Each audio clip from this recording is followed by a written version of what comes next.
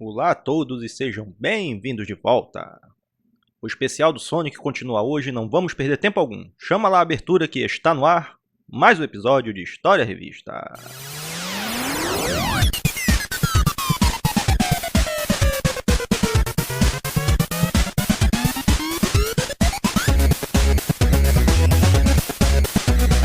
Continuamos aqui hoje com a Ação Games 54, março de 1994. Tem o lançamento do 3DO, Tetris, Mega Man duas vezes e, como diz a capa e o tema do episódio, Sonic e o seu terceiro capítulo.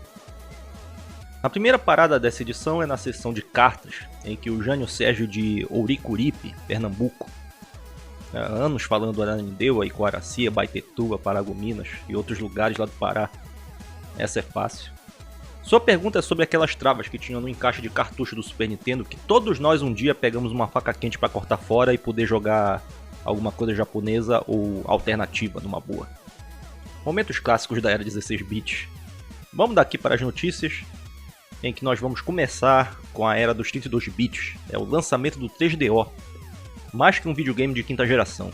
Sem entrar naquela história toda que já foi contada várias vezes, vamos resumir que a ideia era que o 3DO fizesse o que só foi acontecer de forma concreta quando vieram o PlayStation 2 e o primeiro Xbox. Central de entretenimento. Quem quiser jogar, joga, quem quiser assistir a um filme, assista, quem quiser ver fotos salvas no CD, veja fotos e assim por diante. Quando inventaram o seu conceito, queriam que um dia ele chegasse a ser o padrão, do mesmo jeito que foi o videocassete com VHS. A companhia 3DO é a dona e vai liberar a licença para quem quiser construir o seu 3DO, como foi o caso da Panasonic, que fez o primeiro, e a Gold Star, que veio depois, e outros tentaram fazer. Para mostrar que se tratava de tudo isso, tiveram os lançamentos que não eram de jogos. O disco demo tem explicação do sistema e como funciona. Tem as amostras de tecnologia, os tech demos, tipo o CD player que fica passando imagens na batida da música, e também desenhos animados para dar o exemplo de que dá para assistir uma coisa no videogame. E também algumas versões demo de alguns jogos.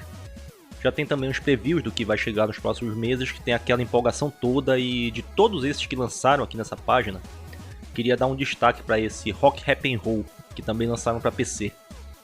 Seria um programa de edição de músicas, nós pegamos batidas, vocais, efeitos sonoros, ritmos e ajustamos volume, eco, velocidade. Essa coisa toda para montar um rock ou um rap. Só tô falando disso mesmo como uma grande desculpa para poder mostrar que eles tinham lá nos menus de ajuda o Hip Help, que deve ser o melhor tutorial de toda a história da humanidade. Se todos os jogos fossem mais Hip Help e menos Way of the Warrior, as coisas pro 3DO teriam sido muito diferentes. Now you can get a grip on the music scene with the rock, rap, and roll digital music machine. No experience needed, and that's no jive. You can compose and produce with the big band vibe. I'm here to tell you that it's real easy. 10 different styles of the dopest beats. Select the style from the rock room. Now it's about to get wild. At the left are a series of song loops, pre-produced beats, rhythms, and melodies. Now let's try. I know you really want to. Hit play and let the rhythm groove you. Vamos aos lançamentos do mês, que aqui tem um jogo que há muito tempo queria ver como tinha ficado. Inspetor Bugiganga, desenho que eu sempre gostei muito.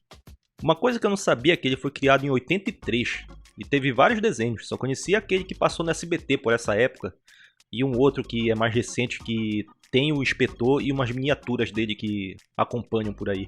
Esse jogo que nós vemos aqui no Super Nintendo, por incrível que pareça, foi o terceiro de 8 jogos que ainda fariam. E são dos tipos mais variados para tudo que é sistema. O que lançaram aqui foi uma ação plataforma bem a cara do Super Nintendo. O inspetor usa as bugigangas de acordo com como fizeram sua jogabilidade e também conseguiu manter o bom humor do desenho. O que acabou sendo diferente do que acontece aqui do desenho é como realmente ele consegue resolver as coisas sem a ajuda da sobrinha e do cachorro, pelo menos até onde sabemos. Tem muitos itens para usar, mas sem o exagero do desenho, que nos piores momentos ele tirava do bolso um cabide ou um martelo de bater bife, por exemplo. De ruim tem os controles que não são tão rápidos quanto gostaríamos, mas o jogo não é prejudicado por isso. Ao seu lado vamos encontrar um velho conhecido lá da área do Japão, o Goemon, ou Mystical Ninja. Continuação de um jogo lá do começo do Super Nintendo também. Eles fizeram um para Nintendo 8 bits e depois continuou no 64 e no PlayStation. Como jogos genuinamente japoneses, a maioria deles não teve lançamento fora de lá e sempre foram pouco conhecidos, embora eles sejam muito bons. O próximo que nós vamos ver também é um clássico, pode parecer manjado, mas é diferente e é muito bom. Tetris Battle Gaiden. Não foi o primeiro lançamento do tipo no sistema e, se não me engano, era o terceiro Tetris que aparecia no Super Nintendo. Eu lembro que foi chegar esse lá na rua bem na época do Break Game e faltou pouco para virar sucesso destruidor, daqueles que tu chegava na locadora e tava todo mundo disputando. Eu acho que isso só não aconteceu porque na locadora só tinha um cartucho desse. E diria até que merecia. Como possível terceiro lançamento, não era só Tetris que tinha aqui. Colocaram uma variante muito legal que, quando juntava com o modo Versus, era mesmo a maior diversão. Reparem que no meio dos blocos tem essas bolinhas brancas, elas são magias. Ao eliminar essas bolinhas como blocos nas linhas normalmente, eles vão para a barra lateral e, dependendo de quantas tiverem, nós usamos ataques contra os inimigos, que vão só para atrapalhar, até o nível de estragar legal o seu jogo. Entre os que lembro, tinham escurecer a tela, deixar as duas telas iguais, mandar só bloco bizarro pro inimigo e assim por diante. Virava uma tremenda bagunça que deu uma nova vida ao clássico e seria muito bem-vindo se ele fosse relançado hoje online. Se tiver como jogar isso com alguém, manda ver que é diversão garantida mesmo. E o próximo, mais um que já nasceu clássico e que meio dispensa qualquer apresentação. Mega Man X, o começo de uma nova era. O novo Mega Man chegou aos 16 bits finalmente e o pessoal foi com a ideia de fazer bonito mesmo.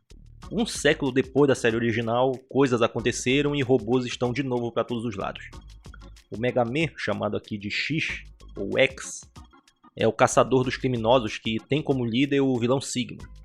E com esse admirável mundo novo, a série ganhou também uma cara nova e bem mais coisas do que isso, embora mantenha o pé naquele esquema antigo de pega uma arma que mata o próximo chefe, que repita a história.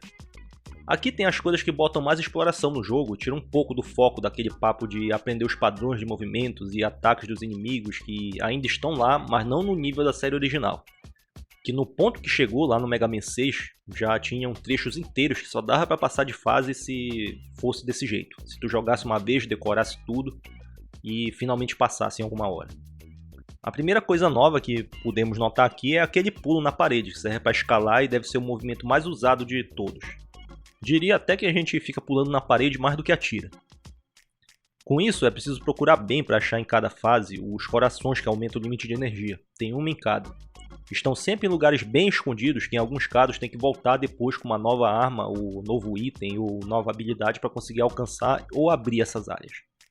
Também é assim que se encontram as peças da armadura e os subtanques de energia, que dá muito bem para tu ir até o final sem pegar nenhum, porque não são obrigatórios, mas pode acreditar que farão falta. E também tem o detalhe que tu precisa de todos os itens para poder pegar e soltar o Hadouken naquele velho truque clássico. E clássico é mesmo a palavra que define esse jogo. Um belo início para a nova série que marcou todo mundo com seus gráficos mais sérios e trilha sonora matadora. Já foi relançado várias vezes em coletâneas e tem aquela versão do PSP que é um remake em 3D. O Maverick Hunter também é muito recomendado e tem lá tanta coisa nova que praticamente é um Mega Man X novo. Não perca nenhum dos dois. Vamos de um clássico para o outro num pulo só. Uma das grandes estrelas do dia que é o Sonic e mais um de seus jogos, no caso o terceiro da série principal. Esse aqui já começa com tudo, praticamente começa saindo do Sonic 2 sem nem parar para respirar. E de cara já conhecemos um novo personagem que quase que rouba a cena por aqui. Knuckles, o Equidna, muitos anos antes de virar marombeiro. Esse bicho vive na região que é metade Ásia e metade Oceania, e para surpresa geral, tem o corpo coberto por espinhos. Do mesmo jeito que ficou incerto se ele era do bem ou do mal, é difícil classificar como sendo mamífero ou réptil também.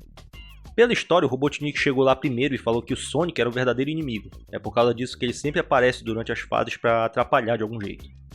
E é nessa hora que começa a aventura na ilha flutuante e cheia de desafios com muitas novidades. Um deles é que aquele velho campo de força foi embora e agora nós temos 3 escudos diferentes para usar, que cada tipo dá um poder diferente. Cada um também tem seu ponto forte e fraco e na primeira fase temos uma boa amostra de tudo que podem fazer. Primeiro de fogo, que quando usamos o comando de pular 2 vezes dá um ataque para frente como se fosse um Hadouken. E na hora que nós caímos no chão o Sonic já está correndo a toda velocidade. Vai proteger contra o fogo no geral, tipo atacar um chefe de fase pelo lado que estão as suas turbinas. Normalmente isso causaria dano, mas isso deixa de ser um problema. Atentem para o detalhe que proteger contra fogo é proteger contra o fogo, chamas. Isso não inclui explosões e tiros normais. O seu ponto fraco é que se entrar na água, o escudo já era. Para entrar na água, nós temos que usar a bolha, que também como escudo é muito útil. Talvez seja até o mais salvador de todos, unicamente porque com ele dá para ficar debaixo d'água por todo o tempo que tu quiser. Não vai ter que se preocupar com respiração nem nada. Nada daquela agonia de ter que correr para onde saem aquelas bolhas de ar.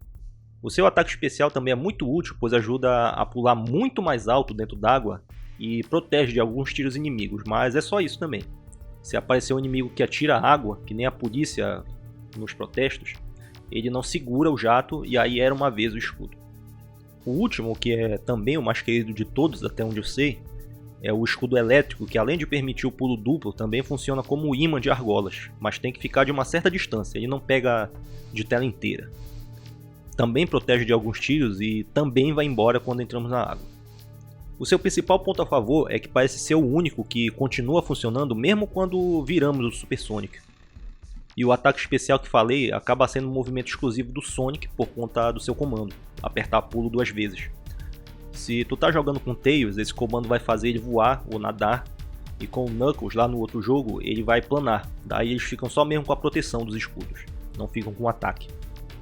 Quanto ao jogo, aqui nesse terceiro capítulo, uma coisa que mudou também é que as fases têm muita exploração, bem mais do que pensei que era possível para um jogo do Sonic. A primeira coisa a ser encontrada são os anéis gigantes que levam as fases de bônus. Lá nós pegamos as esmeraldas. Isso é uma coisa que pensamos estar bem escondido, mas se acharmos todas as que estão na primeira e na segunda fase, essa questão já fica resolvida para o jogo todo. Não será fácil de primeira porque é preciso jogar pelo menos uma vez para entender como se bate cada fase dessas com essas bolas para todos os lados. Não é nada de outro mundo, mas tem lá suas pegadinhas. Além dessa, também tem a fase de bônus de pegar itens, que entramos pelo mesmo esquema do 2. Nós passamos pelo poste do checkpoint, com uma certa quantidade de argolas, e pulamos na estrelinha que vai aparecer. Também como no segundo jogo, nós podemos uma partida com o Sonic e o Tails, só o Sonic ou só o Tails. Mudam algumas coisas e dessa vez jogar com o Tails é uma coisa realmente diferente. Meio que isso muda por causa daquilo que falei, que agora tem um comando para voar e nadar, e para nossa sorte levaram isso para outro jogo com o Knuckles também, chegando a um total de 3 aventuras quando todos os jogos estão ligados. Isso também é uma coisa importante de falar, que é repetida, mas é bom deixar claro. Aqui no Sonic 3, nós só temos metade da história. Para ver tudo o que aconteceu, é preciso jogar o Sonic e Knuckles com o Sonic 3 ligado em cima. E é aí que nós vamos ver a onda toda. É um jogo longo, é muito bom, animal. Uma aventura como há muito tempo não vimos fazendo igual.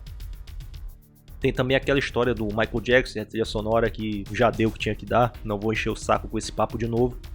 Só vou dizer que as músicas são muito boas, mas infelizmente não posso usar uma nos créditos como estava planejado, senão vou tomar um aviso de direitos autorais.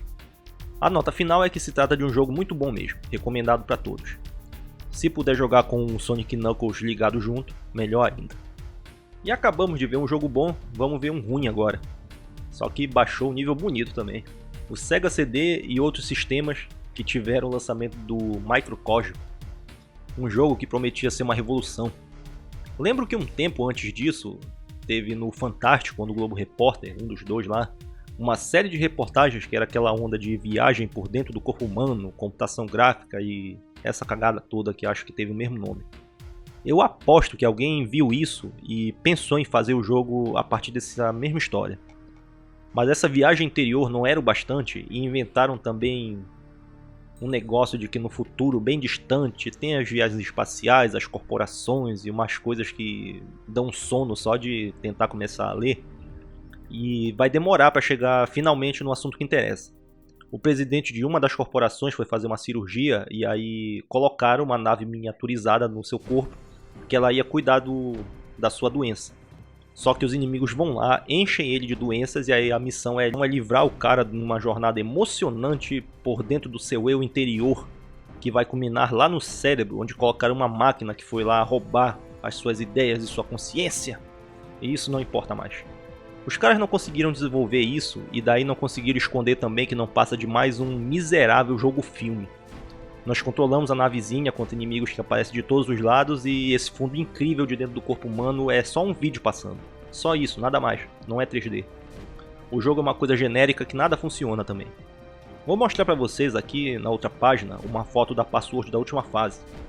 que além de mal tirada, a maior pergunta é por que tem que ser uma foto? Por que os gênios revolucionários que fizeram Microcosmo inventaram que as passwords tinham que ser ícones animados? No caso, as figuras são coisas que remetem a átomos e seus ciclos e que ninguém lá deve ter pensado em como os jogadores vão fazer para anotar esse negócio. É um jogo ruim e totalmente dispensável. É sério, esse jogo não vale a pena nem pela curiosidade. Ainda no Sega CD, finalmente boas notícias. O Exterminador do Futuro. Pegaram aquele do Mega Drive que foi lançado há muito tempo e deram uma bela melhorada. De jogo de ação cadenciado e curto, mudaram para esse run and gun muito mais movimentado e com muito mais ação. Praticamente um jogo novo. Usou muito bem o tempo e a força extra do acessório e também tem uma trilha sonora que é muito boa, mas não pode ser usada livremente por causa de direitos autorais. Esse daqui já ficou mais legal. Continua difícil, mas é um jogo legal. Aliás, por coincidência, nós já vimos o Exterminador do Futuro, o Inspetor Bugiganga, o Mega Man X e nós vamos para o quarto robô assassino do futuro, Mega Man 6 no Nintendo, lançado menos de um ano depois do 5 e a sua última aparição no 8-bit. Tem algumas críticas que já falavam que foi apressado e o seu estilo de sempre começou a mostrar uma repetição sem sentido e que realmente tinha cara de ser um Mega Man novo. Claro que com o tempo isso mudou e virou o mesmo sucesso que a série original tem hoje, mas na época deve ter sentido impacto porque os olhos ficaram um tempo na série X e só depois é que veio o 7 no Super Nintendo para resgatar o período. Aqui o 6 é um bom jogo da série Mega Man com as adições que vinham desde o terceiro e vale uma jogada. Não ficou essa ruindade toda que falam por aí. E depois dessa veio o final da revista, Ação Games que teve muita coisa no meio, só que pro final teve só um jogo do Speed Racer que entraria no tema de velocidade. Só que já tivemos o bastante com 2 revistas tratando disso. E foi o Sonic em 4 jogos. É isso aí, esse é o final do episódio de hoje. Uma dupla de Ação Games 48 e 54 com uma boa lembrança do tempo que o Sonic tinha jogos bons. Deu que acabamos de tomar uma multa por excesso de velocidade e a sua ajuda no Patreon será muito bem-vinda para ajudar a pagar mais essa. Deixa aí também a sua curtida, comentário e compartilhada e clique nos links das redes que estão aí na descrição. Vou mandar aqui também um abraço pro Neilson lá do canal Old School Gamer que pediu aqui. E daqui a pouco ele aparece para comentar aí, vocês clicam lá e assinam o canal dele também. Agora é a parte do final que vou agradecer a todo mundo por vir aqui nos sintonizar novamente. Um abraço a todos e até a próxima.